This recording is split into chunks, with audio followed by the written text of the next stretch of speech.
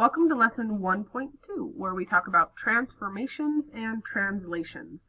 Now, there's a lot of stuff on this first 2 pages of worksheet, and honestly, the easiest way to learn about transformations and translations is playing with Desmos. So if you haven't played with Desmos before, you'll get an opportunity to today. So what you're going to go into today is called Desmos.com.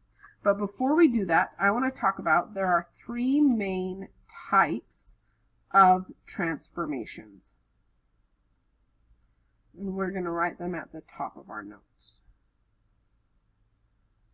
Number 1 is a translation, aka a shift. And this is where you take the entire graph and you move the whole graph up, down, or side to side.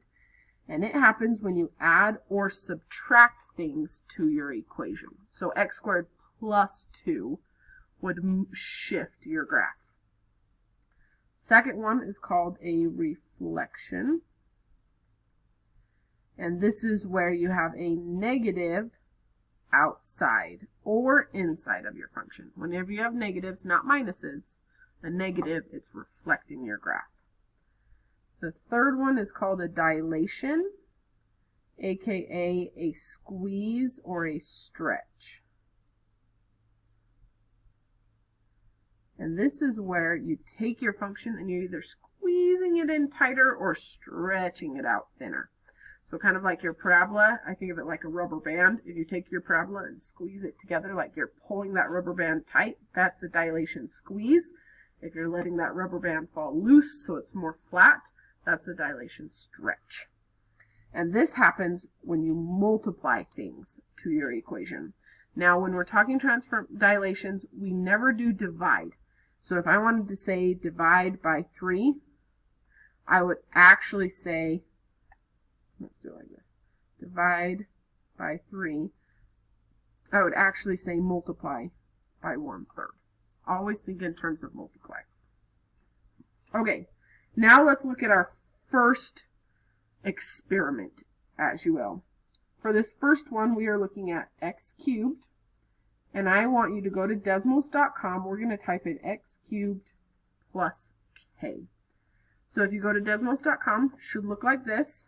Hit graphing calculator. And we've got this, and we want to type in x cubed plus k. Oops, go away. I want a keyboard. There we go. So, x, to get cubed, you need to find the caret symbol. So on yours, it should be shift and then the number 6. We'll give you this little caret symbol right here, and that will take you up into the exponent, so I can do cubed. Then I need to hit the right arrow, so it takes me out of the exponent. And then I want plus k. Now the cool thing about Desmos is if you look right here, it says add slider. So I'm going to hit that blue button K to add this slider. Now I can hit this blue dot and I can slide it back and forth and see what this transformation does to my graph. So when I'm adding a number outside, it moves it up and down. And we want to be a little more specific. If I'm adding a positive number, like this 5.1, it moves it up 5.1. So positive is up, which makes sense, kind of intuitive. If I move it to a negative number, negative 4.4, it moves down.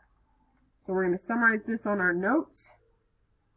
This was an outside function, and if it was plus k, it moved it up. And if it was minus k, it moved it down. For this next one, I want to do inside the parentheses and see if it does something different. So I'm going to do x plus h quantity cubed. So I go back to Desmos. I'm going to hit x's so I can start over. And come into here. And I'm going to do a parentheses x plus h, end my parentheses, do your caret thing again. So for you, shift number 6, and then cubed, and has a slider H. So we're going to add that slider. And then hit that blue dot and slide it around. And notice this time, we're moving left and right. Once again, we want to be a little more specific. So if I move to the right, a positive number, 5.2, notice it's actually moving the graph left. Well, that was loud. Let's try that again. So if I add a positive number, it actually moves it to the left. Now this is kind of counterintuitive. We would think if we're adding a positive, we should move to the right, but we don't. If we're doing a positive to the left, and if we move it over to a negative, moves it to the right. So we can go to our notes, summarize this. If I had a positive H, moved it to the left. If I had a negative H, moved it to the right. Kind of counterintuitive what you think it should be. Next experiment. We're talking stretching now. Once again, we can do a stretch outside of our function. This time it's x squared. Or we can do a stretch inside of our function. So I'm going to actually end this video here, give you some time to type those into Desmos. On the next video, we'll start with Desmos, and I'll make sure you type them in correctly.